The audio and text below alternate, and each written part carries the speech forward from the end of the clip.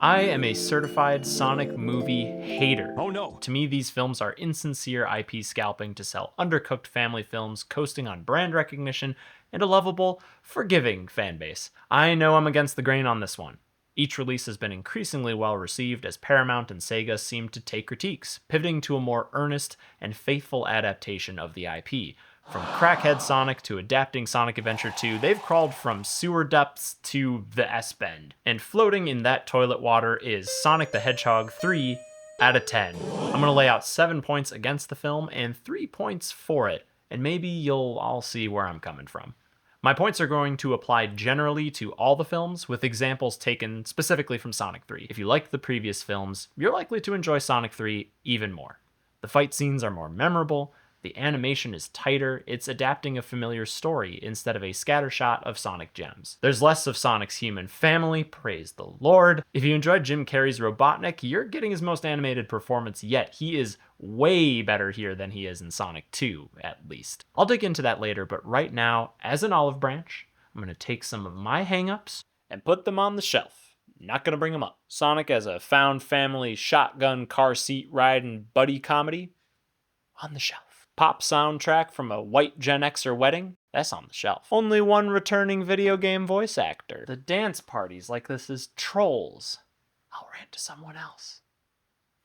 I don't got Sonics. I got gnomes. -1.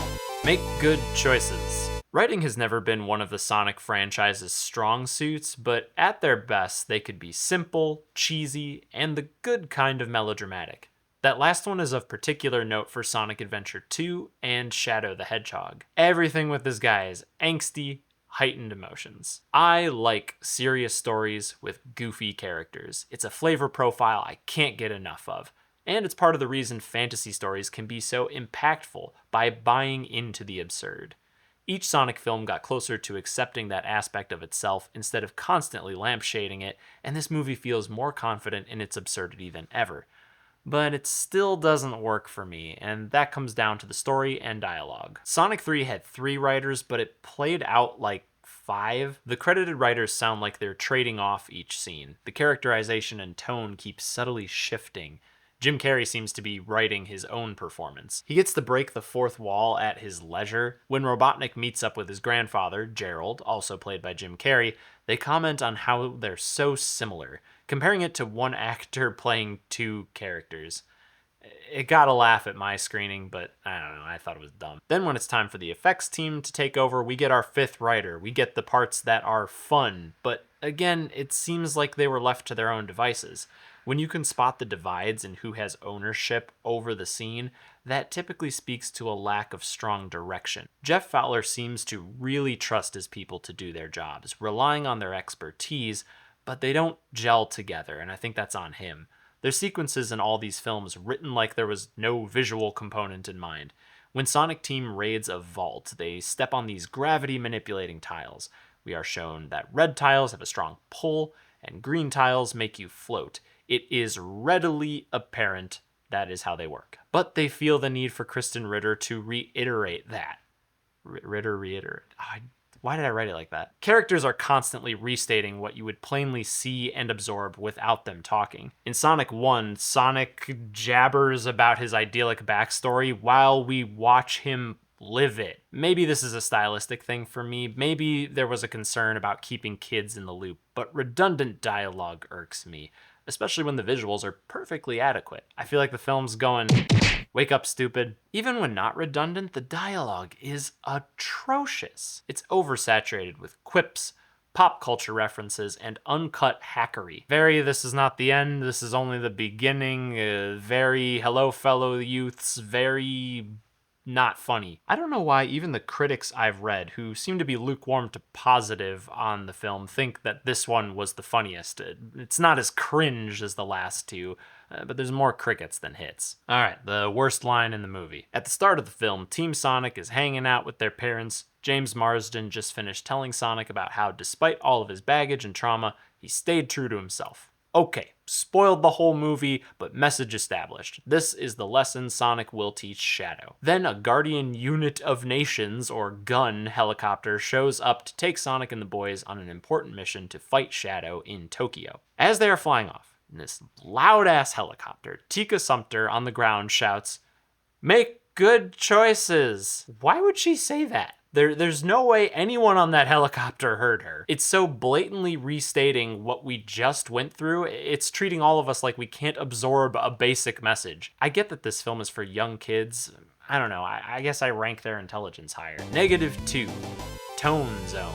These films' tonal balance is the best it's ever been in Sonic 3, which is impressive as it tries to tell a simple but mature story of revenge and pain. Shadow wants to destroy Gun for killing his friend Maria, and the B-plot is pathos for Robotnik. Still, the goofiness and comedic jabs create an impenetrable barrier for me to be invested. I replayed Sonic Adventure 2 recently, and as much as it is a Saturday morning cartoon kind of vibe, the stakes feel real for all involved. But in the film, Sonic's parents aren't worried about them going on a life-threatening mission with the aggressive equivalent of NATO. Robotnik gets over being betrayed by his grandfather instantly. Shadow is convinced without much effort to destroy all of humanity, and with only a few mundane conversations about how that's a bad idea.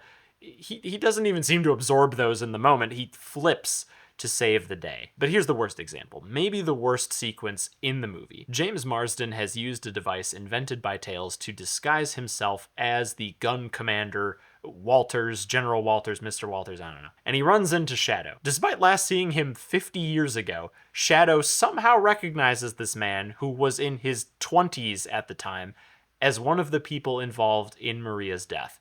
So Shadow punches him out, at which point the disguise drops.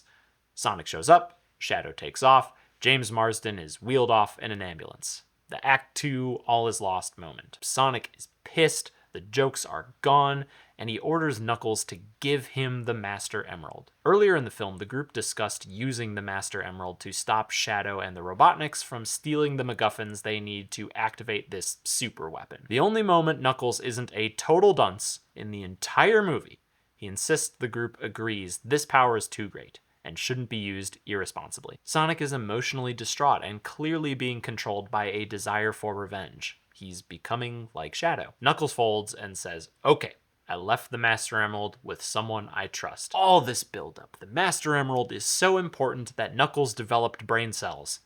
Then it cuts to the gooberest character in the entire franchise, playing hockey with it. Tension evaporated. Clearly this was intended to be a big joke payoff, but following one of the few emotional beats I connected with, I was like, well, damn, I guess I shouldn't care about anything. Kevin from the editing room here. Finding footage of that guy Goober Cop, I never bothered to remember his name. I found out in the Knuckles TV show, he learns Knuckles' backstory as a comedy rock opera. Now, if you're an independent YouTube crew making that as a Sonic parody, that's amazing. That's hilarious. When you are Paramount in collaboration with Sega, why? Like, okay, the Sonic lore is weird and takes itself seriously, but it's because it takes itself seriously that the weirdness is enjoyable. -3. The fan service was so good. I trekked through the hellscape of poor grammar that is the Rotten Tomatoes popcorn meter to get a grasp of what the average moviegoer took away from Sonic 3. The trends were great action sequences, good jokes, lots of adventure. Whatever that means. These sound like people who think coconut milk is spicy. But another big one was good references to the games. Now I get that historically the bar for accuracy to video game source material has been low.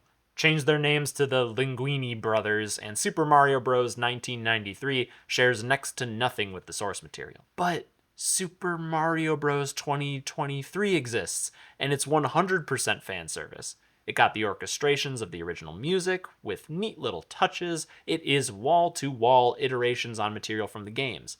None of that made it a good movie. The decent enough storytelling did. The fan service was a topper. Sonic feels reserved by comparison. There are some musical stings. Shadow does some of his moves from the games, and they reference the Bio Lizard as an old kaiju movie, which was neat. They surprisingly had the Chow Garden subgame as a themed restaurant, which I thought was pretty clever. But none of that swayed me back from the storytelling, nor did all the pop culture references and name drops. I got a review here, hold up. I've been using the word review on these. I know that they're really just like ratings, but still. Chaos Control! 100 out of 10. Red heart, black heart, blue heart. Absolutely loved it. Would watch again. Sophie, do you remember when Shadow said chaos control?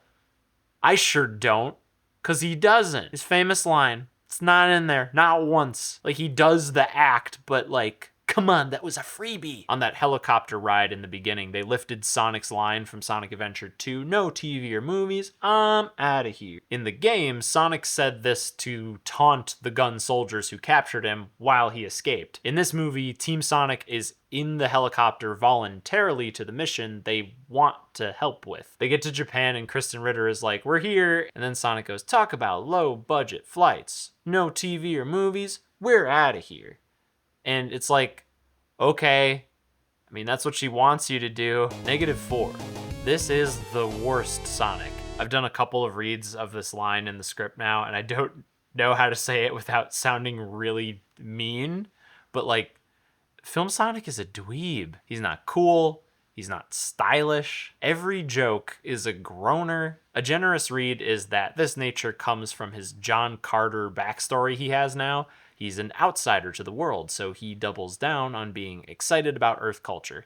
And he's constantly talking because that seems to have been what kept him sane while alone on an alien world. But does everything have to be so corny? I'm supposed to be laughing at Sonic annoying the villains, not being the target. I will take the sincerely janky tokusatsu acting of Sonic Adventure 2 over this eye-rolling slop any day. I like Ben Schwartz. He's a great improv performer. He's got chops, the voice is fine. It's the characterization that gets me. I'm less generous towards Idris Elba as Knuckles.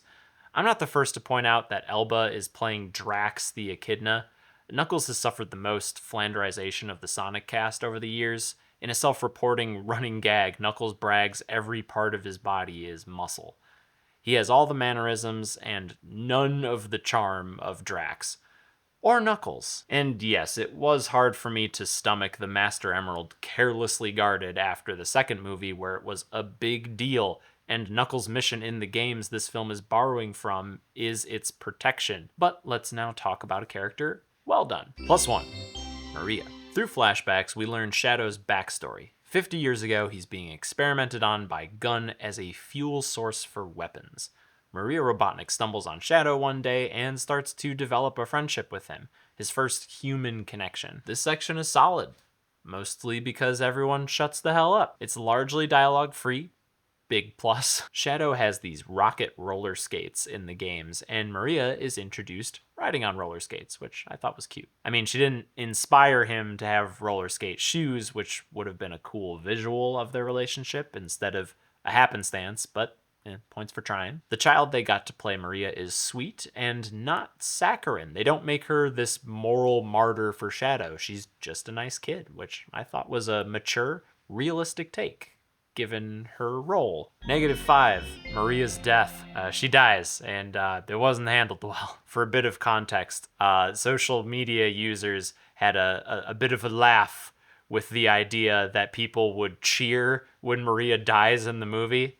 The ever-loving Sonic fan base. I can't imagine that influenced much of the decision-making here, but yeah, this wasn't done well. They don't explicitly show Maria die in Sonic Adventure 2, but her death rendered more emotion out of me on the 30th time experiencing that than seeing it for the first time here in this movie. By the brief and sanitary nature of how this moment was handled, it seems like the filmmakers were uncomfortable with putting to film a child's death. Her corpse is framed from far away. She dies not by gunshot, but by bloodless magical explosion. I'm grinning throughout this while I don't mean to. This is just an absurd thing to explain, but by playing it really safe, I assume for the PG rating, the film robs Maria's death of a lot of weight. Since it is Shadow's and Gerald Robotnik's whole motivation, that was the moment that really needed to land. In the movie, Maria is killed while they are trying to escape, But in the game, Maria sacrifices herself for Shadow to get away. He gets recaptured, but it points for trying. This comes full circle when Shadow remembers Maria told him to make people happy, and he sacrifices himself to save Earth. Missing that sacrifice connection between the two was a disappointment. -6, no good guns. The gun characters in these movies have played kind of like a Nick Fury role. They're here to help, they're a little dubious, but at the end of the day are the good guys. But Gun is bad, like straight up. They're responsible for the death of a child. They commissioned a world-ending super weapon and kept it around for decades. Intriguing dark story beats, but barely addressed. Is he a general or a commander? I wrote it different in the script each time. I don't respect his authority. Walters, this gun commander, early on informs Team Sonic of Shadow's history. 50 years ago, Gun was using Shadow to make new technology, a new age for humanity, and all that. He gives sparse details on things going south, saying there was an incident, Shadow was put on ice, and the head scientist was detained. Now, me knowing the story from the game, Walter's withholding that they killed Maria was a light bulb moment. Sonic is going to learn that Gun is covering up her death. Gun are not the guardians they claim. But no, their crimes go mostly unaddressed. We see later on Walters was present as Robotnik Sr. tried to run away with Shadow and Maria. Walters tried to stop his soldiers who were shooting at them, but a stray laser blast caused a magic explosion. Maria dead. Couple of weird things. Withholding that information from Sonic is really suspicious. Gun killed a child, and Walters, in the moment, seemed to care about that. Like, he didn't want that to happen. He was trying to stop it, but he doesn't bring it up. It's not like this is my greatest sin, Sonic. I can't believe what I have buried, and I'm going to redeem myself by doing the right thing here. Here's the key card to our secret death laser. Second, he knows Shadow's motivation. Why not share that with the people fighting him? It's good to have that understanding of your opponent. Third, why leave out that a Robotnik is involved? Hey, the main antagonist of the past two movies has a grandfather, and he's up to some shoot. I'm gonna try not to swear too much for this Sonic video. But outside of my nitpicks, I have like a larger, somewhat political gripe. So the thing where somebody is working on Shadow to do something in the games and these movies is called Project Shadow. In the game, Sonic Adventure 2, Gun did not have ownership of Project Shadow. They raided it, killed everyone, and took all the stuff for themselves. In the movie, Gun owns the project and commissions Gerald Robotnik to research and build stuff from Shadow. Isn't it a bit ghoulish that this story was originally about a multinational government organization killing loads of people, including a child? Like, the filmmakers go out of their way to make sure you know it was just her who died, this was a freak accident, while trying to build their super weapon. There have been many reinterpretations of Sonic. He's a prankster, he's a rebel, he's a trans icon. One! But Sonic, to me, has always been a freedom fighter. Nominally, that is present in fighting Dr. Robotnik in the movies, but why the heck is Sonic SEAL Team 6 for an organization called Gun? The name for me was always supposed to be a satire, a criticism. But in this movie, Gun commissioned Robotnik's grandfather to make a world-ending super weapon, and Sonic never criticizes that. I get that sometimes in the games, Gun are a more complicated faction, but here, it seems like a lot of work has been done to ignore that all of the problems of the movie are of their own making. The buck is passed to Robotnik Sr. It's like saying, well, you gotta have Gun, it just has to be held responsibly. The only person who can stop a bad gun is a good gun. +2, someone at Paramount really loves Jim Carrey. Carrey was open that Sonic 3 was a paycheck job for his apparently lavish retirement, but he really brings it to this film. He's bendy, he's cartoony, he's let off whatever thin leash these movies had him on. I get the impression they had scripts and notes for key information to convey in each Robotnik scene, but more or less let Carrey do his own thing. That's why it's extra surprising that the double effects and timing work so well. He's really killing it on his own. He kind of steals the movie, sometimes for the worse. He upstages Shadow, and his antics eat a lot of screen time. I swear, the scene where Gerald Robotnik introduces himself is like 10 minutes of uncut Carrey. There's this fight scene that Carrey has with himself, and it's really effects heavy. I've imagined Jeff Fowler is just like, okay, cameraman, get your steady rig and just follow him around. Just let him go nuts. We'll animate around it. Let him cook. And I think that level of faith in Carrey speaks to expecting his elements of the film would play well. I mean, they literally doubled down on him. Carrey is kind of the perfect find for what Paramount aimed to do with these Sonic films. He's great marketing and entertainment for parents. He's an elastic goofball for kids. I don't know who was waiting by the phone more, Paramount or Carrey, but I think the film is better for his inclusion. +3, the best joke in the movie. After losing their first fight with Shadow, Sonic, Tails, and Knuckles hide out in the Chow Garden restaurant. Tails is like, we're so crazy, we'll blend right in. With no establishing shot of this character walking in, no mention of it beforehand, Sonic looks across the table and is like, oh, hello, Commander Walters. Reverse shot. Walters in his dress attire, covered in medals, sits down at the table, no irony, completely oblivious to the environment. Hello, Sonic. I was floored. It was like out of a Leslie Nielsen movie. Unfortunately, it's preceded by the worst joke in the movie. This like 8 or 9-year-old girl walks up to Tails and is like, are you Pikachu? I refuse to believe a Japanese grade schooler does not know what Pikachu looks like. Where are the cheeks, Mitsuru? -7. Where's the music? This may seem like a tame point to end on, but hear me out. The Sonic games are a chaotic sine wave of quality, but one constant has been the music. We got the funk, hip-hop, and pop chiptune days, the EDM of early 3D, the butt-rockin' multi-genre mashups of the adventure games, getting the Sleeping with Sirens vocalist for Sonic Frontiers. Even in the worst games, Sonic music has always slapped. Music is core to the franchise's identity. I'd go so far as to say Sonic Adventure 2's soundtrack should be in contention for the best game soundtrack of its era. Whack Knuckles bars and all. So why then is the music in these movies so forgettable? It's not bad, but it's like super safe cinematic music. Tom Holkenborg has contributed to a lot of huge action films like the Snyder DC movies and Mad Max Fury Road. His tense dramatics are a great fit for those films, but a lurch for Sonic. There's a couple of references or straight up microsecond inclusion of tunes from the games, but the orchestration is mostly tension and vibes. It wants to underscore and blend in, which is not what a Sonic soundtrack does. Sonic music is fun, it's campy even. A Sonic score should command your attention, drive the action scenes as much as the characters do. Movies have different musical needs than games, sure, but the result sounds like just some dry-ass action film.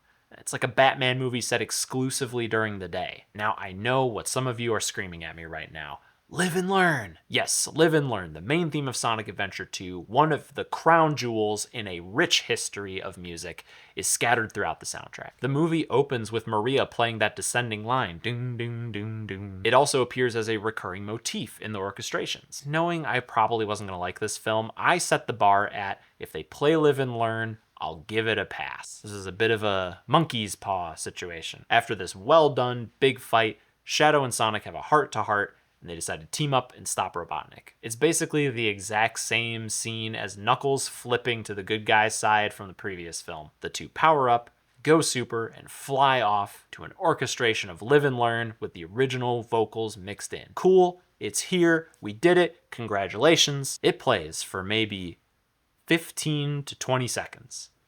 And then it's cut off to go to like a 2-minute Jim Carrey cage match. Once Carrey's chewed his fill, we go back to Sonic and Shadow.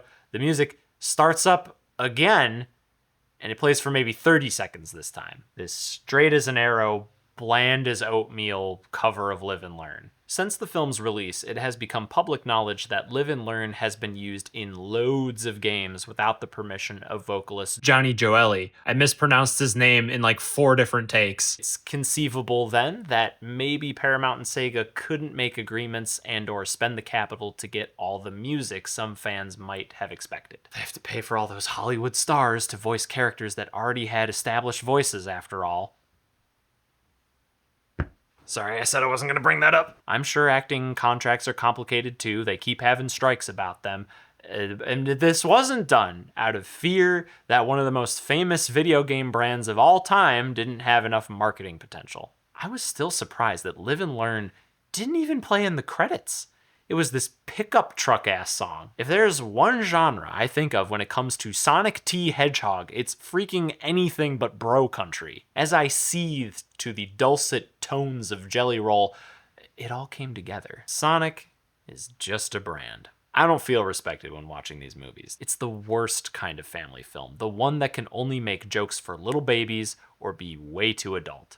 The best family films feel like they could be enjoyed by anyone. You could get the whole family to come to a Sonic movie that cares about being a Sonic movie, because Sonic already is an all-ages property. I'm not here to say Sonic is some bastion of artistic integrity. You don't get to live and learn through so many historic failures without making some nasty deals for killer brand power. But a brand is all Sonic is to this production. A name to guarantee seats for whatever action comedy slop they can scrape together. And I know that could be said about a lot of mainstream cinema today, but it's this one that gets me. I know that there are loads of people who worked on this movie who cared about making the best film they could, that cared about making the best Sonic film they could.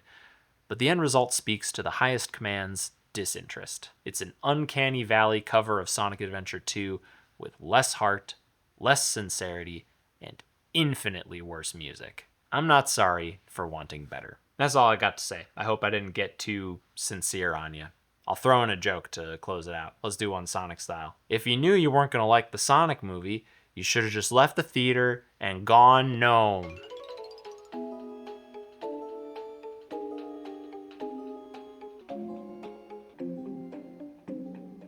Who are you?